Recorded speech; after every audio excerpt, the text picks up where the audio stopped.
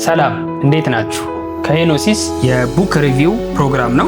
ዛሬ አንድ መጽሐፍ እንድናይ ፈልጌያለሁ። ብዙ ሰዎች ያነበቡት መጽሐፍ ሊሆን እንደሚችል እረዳለሁ። ነገር ግን ቁጠባና ብድር አንጻር ከዚህ መጽሐፍ ልንማር የምንችላቸው ነገሮች ወይ ደግሞ ሀሳቦች እንዳሉ ስላሰብኩኝ ይህንን መጽሐፍ ሪቪው እንድናደርግ ፈልጌያለሁ። በዋናነት መጽሐፉን የጻፈው አሜሪካዊ ደራሲ ስቴቨን ሪቻርድ ኮቬይ በ1989 አካባቢ ነው መጽሐፉ የታተመው። ነገር ግን እስካሁን ድረስ በተለያዩ የአመራርና የራስን የማብቃት ወይንም ደግሞ በተለምዶ ፐርሰናል ዴቨሎፕመንት በምንለው ዙሪያ ላይ ያሉ ባለሙያዎች እንደገና ደግሞ ህይወታቸውን የተሻለ ማድረግ የሚፈልጉ ሰዎች የሚጠቀሙበት በጣም ጠቃሚ የሆኑ ጽንሰ ሀሳቦች ያሉት መጽሐፍ ነው። እንግዲህ ከርዕሱ ልንረዳ እንደምንችለው The 7 Habits of Highly Effective People ነው የሚለው። ደራሲው እንደነገርኳችሁ ስቴቨን ሪቻርድ ኮቬይ ነው። በዋናነት መጽሐፉ በአራት ክፍሎች ይከፈላል። የመጀመሪያው ፓርት 1 ወይንም ደግሞ ክፍል 1 ስለ ፓራዳይም እና ስለ ፕሪንሲፕልስ ያወራል። እሱ በዋናነት ኦቨርኦል የሆነ ስለ ፓራዳይም ወይ ደግሞ የእያንዳንዱ ሰው ፓራዳይም ሊለያይ ይችላል ወይ ደግሞ ሊቀየር የማይችል የሚመስለን ነገር ግን በቋሚነት ውስጣችን ያለ ወይ ደግሞ አመለካከት ሊሆን ይችላል፣ በየቀኑ የምናደርገው ነገር ሊሆን ይችላል። እሱንና አንዳንድ መሰረታዊ ጽንሰ ሀሳቦችን ያነሳል። በክፍል 2 ደግሞ ፕራይቬት ቪክቶሪ ወይንም ደግሞ የግል ድሎች ብሎ የሚያነሳቸው 3 ሀቢቶች አሉ። በክፍል 3 ደግሞ ፐብሊክ ቪክቶሪ ወይንም ደግሞ ግልጽ የሆነ ወይም ከሰዎች ጋር አንድ ላይ ኢንተርዲፔንደንት የሆነ ሀቢቶችን ያነሳል። እነሱ በዋናነት 3 ሀቢቶች ናቸው። በመጨረሻ ሪኒዋል የሚለው ደግሞ 7ኛው ሀቢት አለ። በዛሬው ክፍል ኦቨርቪው እና ሀቢት ዋንን እናያለን ማለት ነው። እንግዲህ እንደነገርኳችሁ ስቴቨን ኮቬይ በመጽሐፉ የጠቀሳቸው 7 ኢፌክቲቭ የሆኑ ወይንም ደግሞ ውጤታማ የሆኑ ሰዎች ባህሪያት ወይም ደግሞ ሀቢቶች ብሎ ያስቀመጣቸው ነገሮች አሉ። ስለዚህ እሱን ከሀቢት ዋን ጀምረን በዚህ ክፍል እናያለን ማለት ነው። በዋናነት ግን ሀቢት ስንል በራሱ ምን ማለት ነው? ያው በእንግሊዝኛው ሀቢት በአማርኛ ምናልባት ምን ብለን ልንተረጉመው እንችላለን? ልማድ ብለን ልንተረጉመው እንችላለን። ልማድ ማለት ምንድን ነው ብለን ስናይ በየቀኑ ሩቲን የሆነ የሚደጋገም አንዳንዴ እንዳውም እኛ ሳናውቀው የምናደርገው ነገር ወይንም አውቶማቲካሊ ሰብኮንሺየስሊ የምናደርገው ነገር ሀቢት ወይንም ደግሞ ልማድ ነው ብለን እናስባለን። አንድ ምሳሌ ብንወስድ ለምሳሌ አንድ ሰው ጠዋት ከእንቅልፉ እንደነቃ ከጎኑ ያለውን ስልኩን አንስቶ ለተወሰኑ ደቂቃዎች ማህበራዊ ሚዲያ ሊሆን ይችላል የተለያዩ ነገሮችን ስልኩን ቢነካካ ይሄ ነገር ለረጅም ጊዜያት የሚያደርገው ከሆነ ልማድ ሆኖበታል ማለት ነው። ነገር ግን ይህ በራሱ መጥፎ ላይሆን ይችላል። ምናልባት ግን ከስራ የሚያረፍድበት ምክንያትም ይሄ ሊሆን ይችላል። ስለዚህ ሀቢት ወይንም ደግሞ ልማድ እኛ እንደምናስበው ተራ ነገር ሳይሆን ስኬታማ እንዳንሆን ወይንም ደግሞ ሰክሲድ እንዳናደርግ ውጤታማ እንዳንሆን የራሱ የሆነ ሚና ሊኖረው ይችላል ማለት ነው። ስለዚህ እነኚህ 7 ሀቢቶች የተጠቀሱት የተለያዩ ቢሆንም በዋናነት በየቀኑ የምናደርጋቸውን ነገሮች እንድናይ እንድንፈትሽ የሚያደርጉ ናቸው ማለት ነው። በተለምዶ የሆነን ሀቢት ለመቀየር ይደክመናል ወይም ደግሞ በቃ ይሄን ነገር እኔ ልተወው አልችልም፣ የነገር ልማድ ሆኖብኛል፣ ገፋ ሲልም ደግሞ ሱስ ሆኖብኛል ብለን ማቆም ይከብደናል። በዚህ ዘመን የዲጂታል ዘመን ነው። የሶሻል ሚዲያ አጠቃቀማችን ከሰው ሰው ቢለያይም በበፊት ዘመን ከነበሩት ሰዎች የበለጠ የዚህ ዘመን ሰው አንድ በህይወቱ ላይ የተጨመረ ሀቢት አለ። ማህበራዊ ሚዲያ ሁላችንም እንጠቀማለን። ምናልባት መጠቀም በሌለብን ሰዓት ወይም ደግሞ ኢፌክቲቭ እንዳንሆን በሚያግድ አይነት መንገድ ማህበራዊ ሚዲያ ልንጠቀም እንችላለን። ስለዚህ ሀቢት በራሱ መጥፎ ባይሆንም ሁልጊዜ የምናደርገው ነገር ግን እኛ በግላችን ማሳካት የምንችለውን ነገር አፌክት ሊያደርግ ይችላል ማለት ነው። ለምሳሌ አንዳንድ ሰዎች ጥሩ ሀቢት አላቸው። ሁልጊዜ ሀቢት መጥፎ ነው ማለት አይደለም። ለምሳሌ ጠዋት ተነስተው ስፖርት የመስራት የመሮጥ እንቅስቃሴ የማድረግ ሀቢት ያላቸው ሰዎች አሉ። ይህ ሀቢት በጤናቸው ላይ ጉልህ የሆነ ለውጥ ወይንም ደግሞ ጤናቸው እንዲጠበቅ የራሱ የሆነ አስተዋጽኦ ይኖረዋል። ስለዚህ በየቀኑ የምናደርጋቸው እያንዳንዱ ልማድ የሚመስሉ ነገሮች ተደማምረው እኛ መሆን ከምንፈልገው ወይንም ደግሞ በህይወታችን ማሳካት ከምንፈልገው ነገር አንጻር መቃኘት አለባቸው ማለት ነው። ይህንን ሀሳብ ከቁጠባና ብድር ጽንሰ ሀሳብ አንጻር ለማየት እንሞክር። ብዙ ጊዜ ቁጠባ ልማድ ነው ወይንም ደግሞ ቁጠባ ሀቢት ነው ሲባል እንሰማለን። ይሄ ማለት ላለመቆጠብ ብዙ ምክንያቶች ሊኖሩን ይችላሉ።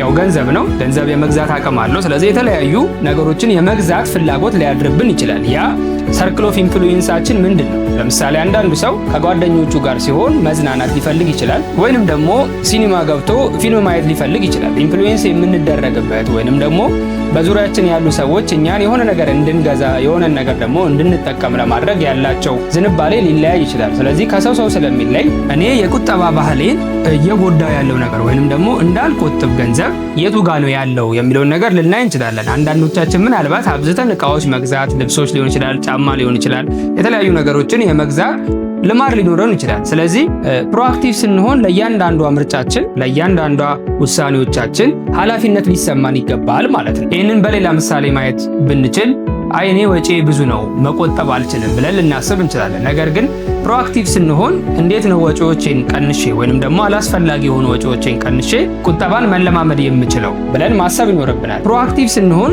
በተቻለ መጠን ችግሮች ከመምጣታቸው በፊት አስቀድመን ለመዘጋጀት ጥረት እናደርጋለን። ለምሳሌ የቁጠባ ባህል ያላቸው ሰዎች በሆነ ወቅት ላይ ተጨማሪ ገንዘብ ሲያስፈልጋቸው የቁጠባ ልማድ ከሌላቸው ሰዎች በተሻለ አቅም፣ ኢነርጂ ኖራቸው ማለት ነው። ድንገት ልንታመም እንችላለን። የሆነ የቤተሰብ የማህበራዊ ጉዳይ ሊገጥመን ይችላል።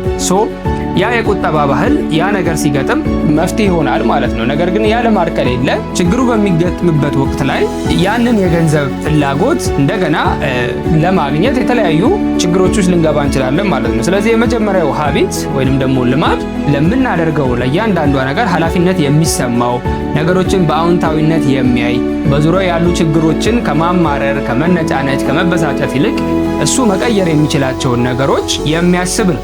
አንድ ምሳሌ ላንሳና ይሄንን ክፍል ልጨርስ። እንደምናውቀው እንደ ዓለም እንደ ሀገርም የኢኮኖሚው ነገር በጣም ከባድ ነው። ያንን ግን እኛ ማስተካከል እንችላለን ወይ? በእኛ ማስተካከል ካልቻልንስ እኛ ምንድነው ማድረግ የምንችለው? እያማረርን የዋጋ ግሽፈት እየመጣ ነው፣ እቃዎች እየተወደዱ ነው፣ መኪና እየተወደደ ነው፣ ቤት እየተወደደ ነው፣ የመሰረታዊ ሸቀጥ እቃዎች እየተወደዱ ነው የሚለውን በእንደዚህ ባሉ መረጃዎች አይምሯችንን ሞልተን መቀመጥን ያለብን ወይንስ ደግሞ የራሳችንን ነገር እያሰብን ምንድነው ማድረግ የምችለው ብለን በአዎንታዊነት ነገሮችን ለማየት መሞከር ነው ያለብን። አዲስ ዓመት እየመጣ ነው፣ የበዓል ወቅት ነው።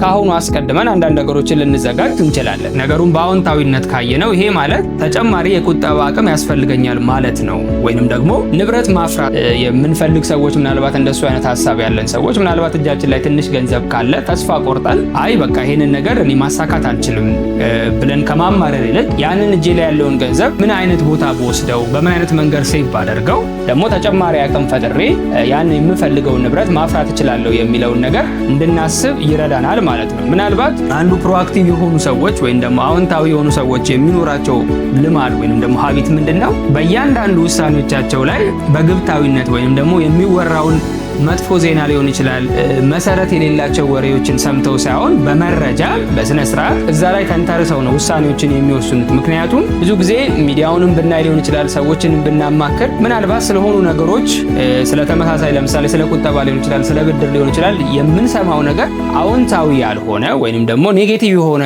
ሀሳብ የበዛበት ነው። ያ በራሱ ምን ያደርጋል?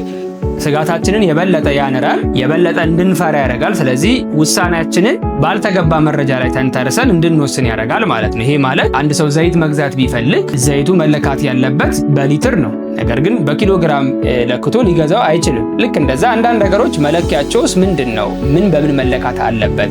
እየተፈጠሩ ካሉ ችግሮች ወይ ደግሞ በእኛ እይታ ሰዎች በነገሩን ሳይሆን በምን አይነት መለኪያ ተለክቶ ነው ያ ነገር ልክ ያለው ነው ያ ነገር ደግሞ ልክ የሆነው በሚል በእንደዚህ አይነት ራሽናል በሆነ መንገድ ወይንም ደግሞ በጣም በመረጃ ላይ በተንተራሰ መልኩ ነው ውሳኔ የሚወስኑት ፕሮአክቲቭ የሆኑ ሰዎች። ስለዚህ ይሄ ነገር በየቀኑ ስናደርገው ልማድ እየሆነ ይመጣል ማለት ነው። ስለዚህ በዛሬ ክፍል ምን አየን? ይሄ 7 የስኬታማ ወይንም ደግሞ የውጤታማ ሰዎች ባህሪያት ውስጥ አንዱ የሆነውን ፕሮአክቲቭ መሆን፣ አዎንታዊ መሆን፣ ለእያንዳንዱ ለምናደርገው ድርጊት ለምንከውነው ነገር ኃላፊነት የሚሰማው ሰው መሆን መልሶ እኛን ስለሆነ የሚጎዳው ማለት ነው። እንደገና ደግሞ በዙሪያችን ለሚፈጠሩ ችግሮች በእኛም ህይወት ሊሆን ይችላል ከኛም ውጪ በአካባቢያችን ላሉ ነገሮች የሚሰማን ነገር ምንድን ነው? ሁልጊዜ አማራሪዎች ነን ወይ ወይንስ ደግሞ ነገሩን በቅን ሳይር ለማየት እንሞክራለን፣ በአዎንታዊነት ለማየት እንሞክራለን? እኛ መቅረፍ የማንችላቸውን ችግሮች ጋር እያማረርን ከመቆየት ይልቅ እኛ መቅረፍ የምንችለው ማስተካከል የምንችለውን የህይወት ክፍላችንን ፎከስ እንድናደርግ